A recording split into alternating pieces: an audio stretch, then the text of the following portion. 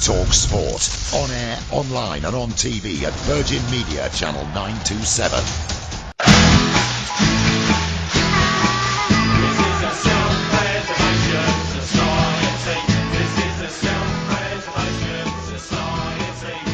Very apt little piece of music there, because of course we were talking about Michael Caine celebrating his 80th birthday yesterday, and we were getting some very good football-related Michael Caineisms into the show, but Jonnie Hurn is here. You've got some British films for us this week. Well, yeah, and usually there are a lot of British films released this week. You normally you might get one or two, but there's a whole bunch of them. So I thought we'd concentrate on that. We can forget about the American films because they're rubbish this week. Excellent. So we're going to look at the British films. Let's talk about the Fallow Field. That's Yes. the sort of the horror movie you're going to tell us about, right? A creepy English countryside horror.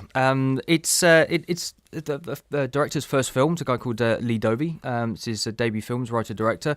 It's sort of like Memento meets Wolf Creek, as they've built it. Well, if it's anything like Wolf Creek, it must be very scary. Well, Wolf Creek was an excellent film. It was very, very good. Very, very creepy horror movie.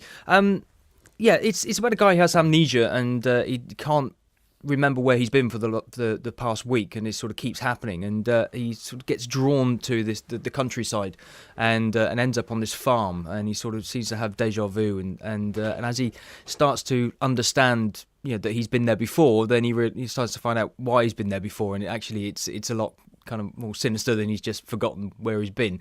All centred around this rather creepy farmer, and sort of things that he gets up to, and the sort of things he does in his fallow field, which is where the title comes from. As I say, it's not a sort of blood and guts and thunder kind of horror movie. It's more about sort of sitting on the edge of your seat and jumping. Yeah, it's more sort of like 60s, 70s sort of creepy horror movies rather than the full on blood things. I luckily had a chance to speak to Leigh, the writer-director, and also Colin, the producer and editor of the film, to find out a little bit more about them and about how they made it, because it was their first film, so it's it's a fantastic effort, and this is what's it. I've been having episodes, blackouts, deja vu or something. You were reported missing a week ago, Mr. Sadler. Can you tell me where you've been for the last 7 days? No. The film's about an amnesiac who doesn't have full amnesia, but just sort of temporary amnesia about the last 7 days, where he keeps having blackouts and going missing. And when this sort of basically destroys his life, sort of has a really big impact on his family life, he decides to go looking and find out what the hell's been going on with these episodes where he's been out.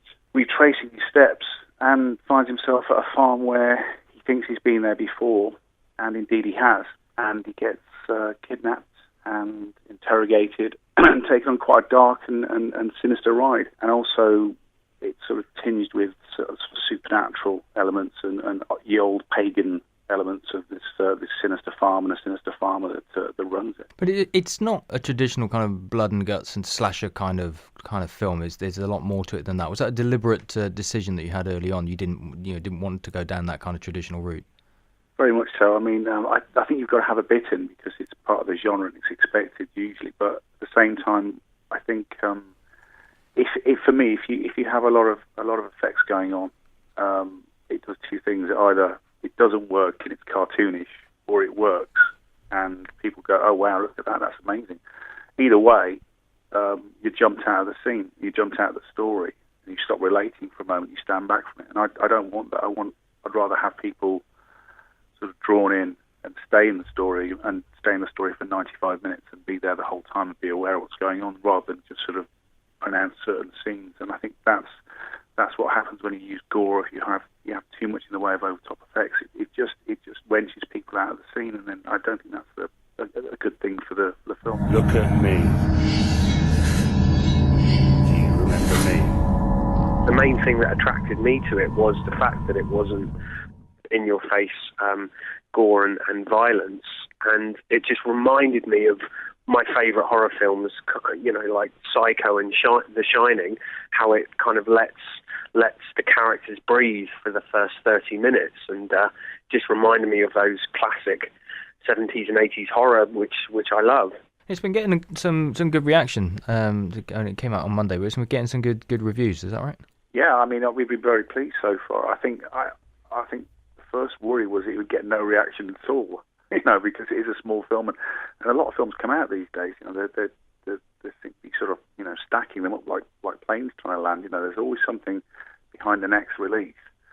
But yeah, I think there's something, I don't know what it is, something about maybe the style of it, or the fact that it's a bit nostalgic. People seem to warm to it and want to know more about it, which is really nice.